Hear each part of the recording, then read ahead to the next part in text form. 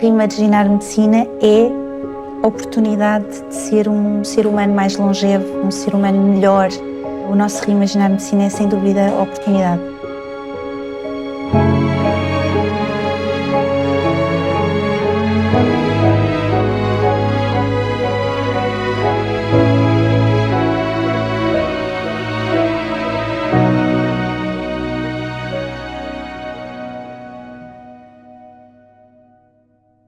Maria Rita Dionísio é diretora médica na Novartis, onde entrou em 2019. Durante 19 anos, fez uma prática clínica de investigação dedicada, nomeadamente no IPO de Lisboa e no Hospital de Santa Maria, como oncologista e coordenadora da Unidade de Ensaios Clínicos. Diz que deixou conscientemente de ver doentes à sua frente na secretária de um consultório para dedicar cada dia de trabalho a muitos mais doentes sem rosto e suas famílias que nunca caberiam na dimensão de um gabinete médico. Mantém como missão orientadora o juramento de Hipócrates que fez, consagrar a sua vida ao serviço da humanidade. Está hoje connosco no podcast. Olá Maria Rita, bem-vinda. Olá Patrícia, que bom, obrigada. Obrigada. Quem é a Maria Rita? Como é que tu te descreverias? Olha, então, eu sinto-me assim uma pessoa com um grande privilégio de pertencer à família que pertenço, primeiro que tudo. É assim muito marcante para mim. E sinto aquele entusiasmo do primeiro dia, todos os dias. Eu acho que isso é muito como eu sou, Maria Rita, sou muito positiva, é verdade. Às vezes até me dizem que eu tenho os tais óculos cor-de-rosa do unicórnio e eu gosto de os ter. Sou uma pessoa feliz e que gosto mesmo de fazer pessoas felizes. Gosto mesmo muito de fazer pessoas felizes. Quando é que foi a primeira vez que pensaste para ti que querias ser médica? Olha, é uma história que a família podia toda validar, que era nos corredores da casa da minha avó, nós sermos muitos primos, no Alentejo, e portanto os corredores eram sempre o caminho da urgência, e é assim que eu me lembro sempre da minha vida. É sempre, toda a gente tinha que estar doente e eu tinha que os salvar, e a história era sempre feliz, portanto acabava sempre bem. Portanto, as tuas brincadeiras eram sempre com os teus primos em que tu eras médica deles, não é? Sim, aliás tenho fotografias de estar na cozinha de estetoscópio, a utilizar o estetoscópio para mexer a papa, portanto tudo dava para ser médica a toda hora, sim. E porquê oncologista? Olha, essa história nem eu própria sabia, porque eu achava que queria ser pediatra e as pessoas também me diziam muito isso: olha, tens cara de pediatra, olha, e eu gosto realmente muito de crianças e eu achava que ia ser pediatra. Depois vejo-me em Santa Marta e nunca me esqueço desse dia quando passamos uma visita clássica com um professor na altura dos civis. Eu vinha de Santa Maria e depois fui para os civis fazer o internato. E fecha-se a cortina e diz simplesmente: este doente é um doente que tem cancro. E eu aí pensei: mas porquê é que se discutem todos os doentes e não se discute este? E depois o diretor chamou-me à parte para falar e disse: não há nada para discutir, são doentes com cancro e têm que morrer bem. E eu aí pensei: não, isto não pode ser só assim. Tem que haver alguma coisa que se pode fazer pelos doentes com cancro mais do que fechar uma cortina. E fui falar com ele: onde é que eu posso ir aprender mais, o que é que eu posso fazer? E ele disse-me: olha, podes começar se calhar por ir ao IPO. E comecei lá como um voluntariado e mal entrei naquela casa percebi... Sentiste esse apelo? É aqui que eu quero estar, eu quero ser oncologista. E onde eu estiver, ninguém vai morrer sozinho. Era uma coisa que eu sentia muito: ninguém vai morrer sozinho. E lá realmente era diferente. E depois, quando entrei, passei a sentir ainda mais este apelo daquilo que não se conhecia. Não pode ser só isto, não pode ser só esquemas de quimioterapia, tem que haver muito mais. E então aí começa o ser oncologista e ser investigador. Não é? Pois, começou aí o bichinho também pela investigação. Sim. E o facto de seres... de depois também coordenares a unidade de ensaios clínicos já foi mais tarde. Sim, já foi mesmo muito mais tarde. Mas lá no IPO foi muito isto, sentir eu estou no sítio certo, uma grande admiração pelos colegas que, em alguns casos, e lembro-me de um melanoma quase a portas fechadas, e eram paliativos, era a sala do avião, onde já se sabia que as pessoas iam partir, e o sistema nervoso central, e portanto este respeito enorme por não deixar um ser humano partir, enfim, só puxando a cortina, e sem aqui desrespeito nenhum à outra equipa clínica que estava a fazer o seu melhor, mas o cancro exige aqui outra dedicação. De que maneira é que o facto de teres trabalhado também muito perto com a investigação, com ensaios clínicos, te fez uma melhor médica oncologista? Ai, sim. Oh, Patrícia, imagina o que é tu teres à tua frente alguém que vais propor para um ensaio clínico completamente desconhecido, não sabes qual é que vai ser o resultado, o braço, o que é que vai acontecer, consoante o tipo de ensaio, e essa pessoa conseguir te dizer um sim. Eu sempre pensei, isto é uma coragem tão grande, como é que tu trazes a coragem daquelas pessoas para o teu dia-a-dia? Então é magnético, não é? Tu sentes ali uma reenergização tua própria como médica, que é, eu tenho que devolver isto em muito mais, não é? Este sim, eu tenho que devolver muito mais. Então eu acho que isso me acrescentou muito camada desta devoção ao dia-a-dia e à investigação pela oncologia. E foi aí também que começaste a pensar que o teu impacto podia extravasar os doentes que vias no gabinete médico? Nessa altura eu ainda conhecia muito pouco do mundo, não é? Isto foi-se construindo passo a passo. Foi este gosto pela investigação, depois me leva para fora, e quando me leva para fora, o primeiro contacto também com a indústria. Porquê? Porque era um laboratório grande em Nova Iorque que também trabalhava em modelo Murino para a indústria, com o próprio hospital que trabalhava em fase 1, e foi aí que eu comecei a perceber, eu tenho que perceber mais numa esfera maior para conseguir dar mais como oncologista. E foi aí que eu comecei a perceber que a oncologia se podia fazer de muitas maneiras, e eu sentia muito este arco-íris das várias cores, não é? Podes ser um bocadinho laranja ou amarelo, podes fazer, mas se calhar há uma maneira de se conseguir fazer isto em macro. Começaram as minhas primeiras interrogações sobre isso, sim.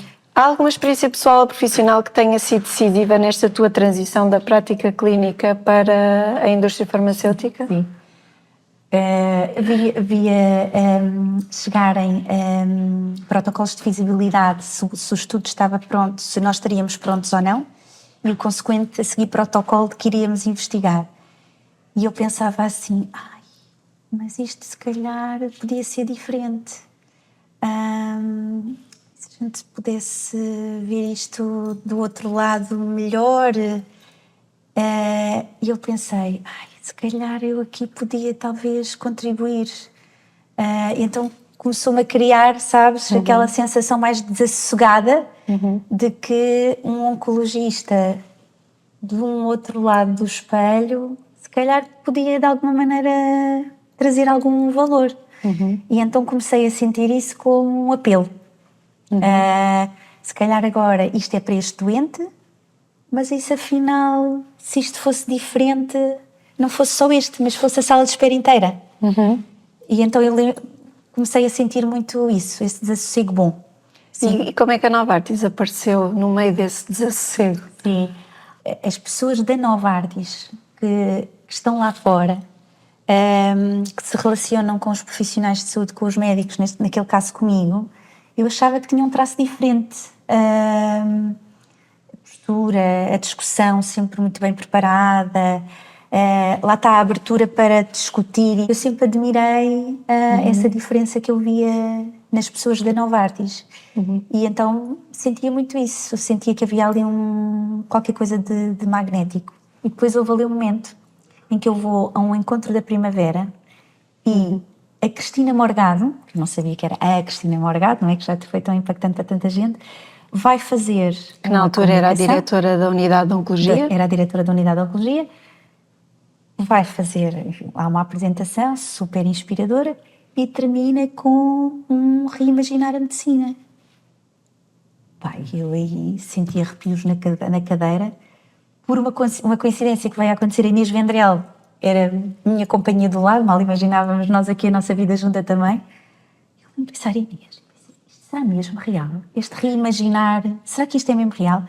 E pensei, eles devem ter aqui um poder de reimaginação, de fazer diferente. Foi ali um momento que eu senti muito marcante da presença da Nova Artis em mim, ainda sem... Aconteceu bastante tempo depois, mas foi marcante esse momento, sim. Qual é que é a tua maior realização nesta posição? Tu estás a liderar agora o departamento médico. O que é que mais te orgulha de teres conseguido na Nova Artis? Ai, tanta coisa, olha. Uma coisa assim mesmo muito é o cada um do departamento médico. Eu tenho mesmo que começar por aí. Patrícia, nós temos as reuniões do departamento, eu às vezes quase nem durmo de véspera, a sério, por emoção, por felicidade, por borboletas. Somos um departamento com muita gente, não é? Somos muitos. A candura, o compromisso, o brilho e tu sentires o poder de uma equipa, tudo o que pode fazer é um arrepio na pele. E eu sentir que o drive acontece e que faço parte disso, não só pelo drive, mas pelos mãos na massa disso, eu sinto mesmo uma conquista e um orgulho através das pessoas, sim, mesmo. E como é que tu concilias essa tua paixão também muito forte pelo cuidado dos doentes com as decisões estratégicas também inerentes a esta tua posição? Sim, isso é muito giro porque tu quase consegues antecipar em imagem aquilo que tu conheces bem.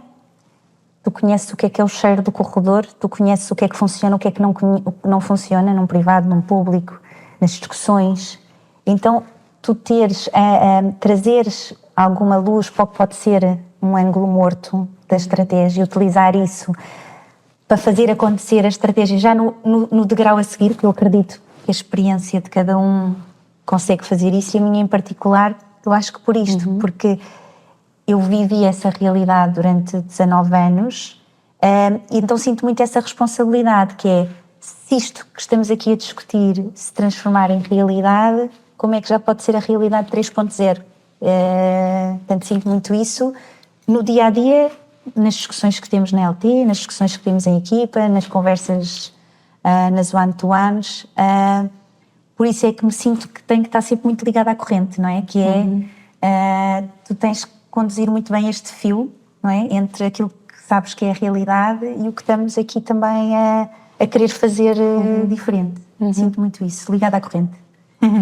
Como é que tu tens visto a evolução da ciência e da inovação, de que tens sido testemunha, não é, ao longo dos anos, especialmente em oncologia, e como é que vês o futuro?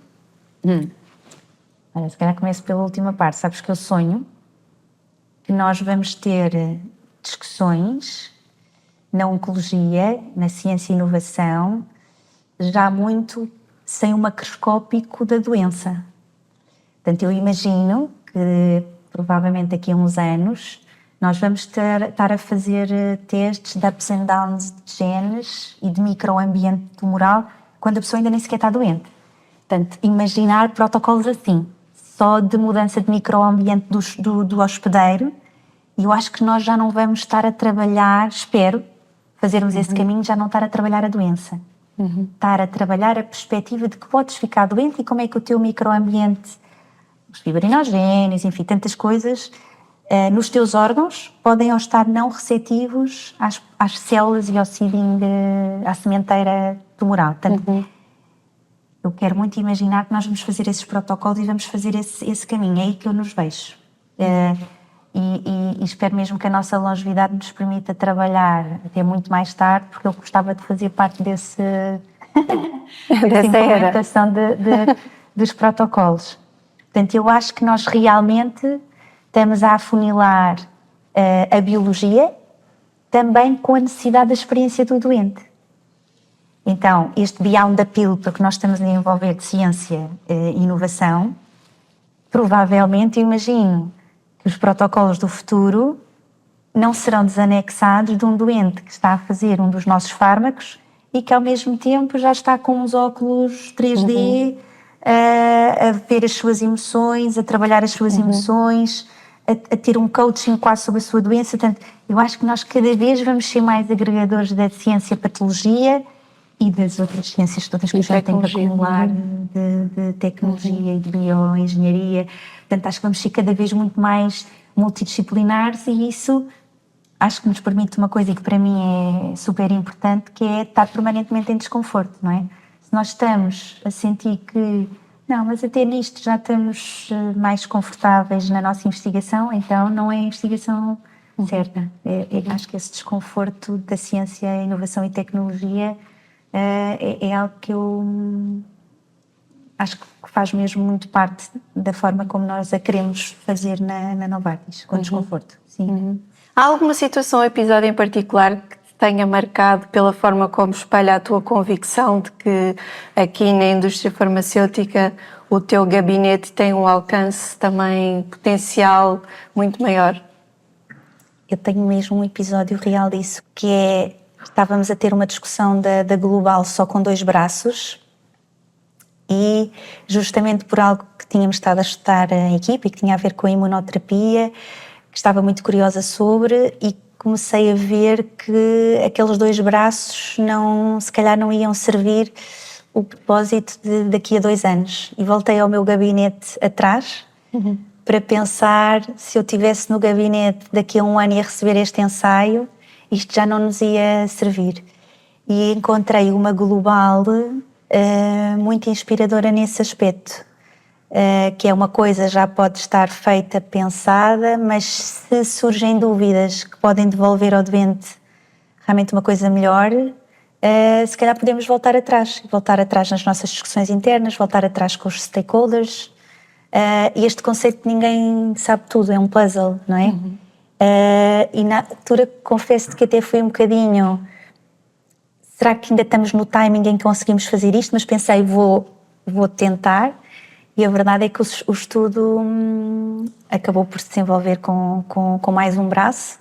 Voltámos às discussões lá fora e então eu senti mesmo aquilo que me trouxe a acontecer. Poder devolver algo que vem através do estudo, vem através de todas as milhentas discussões que se fazem aqui internamente, stakeholders lá fora disponíveis para gerar um protocolo diferente. Senti-me mesmo realizada por poder, acredito eu, tocarmos mais doentes como equipa. E com mais impacto, não é? E com mais impacto, sim. Esse episódio para mim foi assim marcante e tenho muitos cá dentro relacionados com pessoas, porque quando eu perguntava aquela parte das entrevistas, mas e na Novartis o que é que sentiu que é, eu via muito a dizer isto, pois são as pessoas, Maria Rita, mas isso depois quando tiveres vais ver. E realmente tive aqui já muitos episódios muito tocantes, mesmo a nível pessoal, por fases mais desafiantes, nomeadamente familiares, onde a força da equipa, as pessoas tu tornares as tuas palavras reais, que é se precisares de alguma coisa, isto cá dentro é real, e eu acho que isso é mesmo muito especial, quer a nível de projeto, porque aqui a palavra, vou construir em cima do que tu estás a dizer, a curiosidade com que nós nos ouvimos é uma coisa muito especial. Nós vamos para as reuniões e nós estamos curiosos com a cabeça do outro. E isso todos os dias, em permanência, eu acho que é uma coisa que também a mim me ajuda muito no propósito, que é esta construção em cima de uma coisa através das outras pessoas todas, para um bem maior lá fora. Sim. O que é impossível para ti?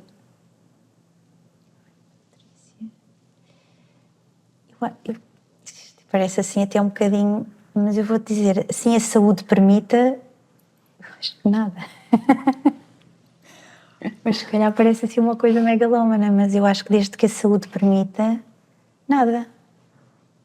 Porque nós já vimos tantas coisas acontecerem aqui, E aqueles exercícios de backlog que a gente faz e pensa assim, eia bem.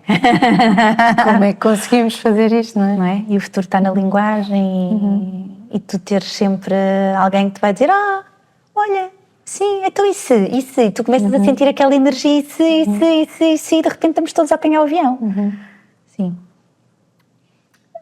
O que é que significa para ti reimaginar a medicina? Patrícia, é assim muita coisa, mas sabes que talvez aquilo que me marque mais é que o reimaginar medicina é efetivamente permitir que as novas gerações tenham uma medicina diferente. E eu acho que isso concretiza mesmo com o trabalho que nós como Novartis fazemos. Portanto, eu acho que se calhar se eu puder dizer isso, reimaginar medicina é a oportunidade de ser um ser humano mais longevo, um ser humano melhor. Portanto, é a oportunidade. O nosso reimaginar medicina é sem dúvida a oportunidade. Alguma coisa que queiras partilhar que eu não te tenha perguntado? Ai, Patrícia, olha, se calhar não perguntado, mas a oportunidade de, eu acho que de agradecer. O facto de tu fazeres isto, o que é que isto significa para nós todos? Hoje, por acaso, somos uns quantos, mas eu acho que isto é mesmo... Acho que nos é uma dádiva muito grande, tu nos dares a todo um espaço de como nós vimos todos os dias aqui fazer algo que acreditamos que é especial, que nos ultrapassa. E nós não paramos para pensar nisso. Por isso, obrigada.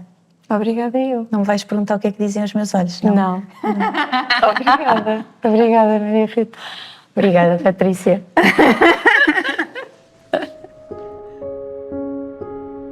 O podcast é um projeto da Novartis, uma empresa de medicamentos inovadores que pretende dar voz a todos os que se dedicam com garra e paixão à ciência e à saúde em Portugal. As conversas são conduzidas por mim, Patrícia Adegas, com música original de Steven Gillan. Aqui houve histórias sobre quem vê o seu trabalho como um compromisso com a vida.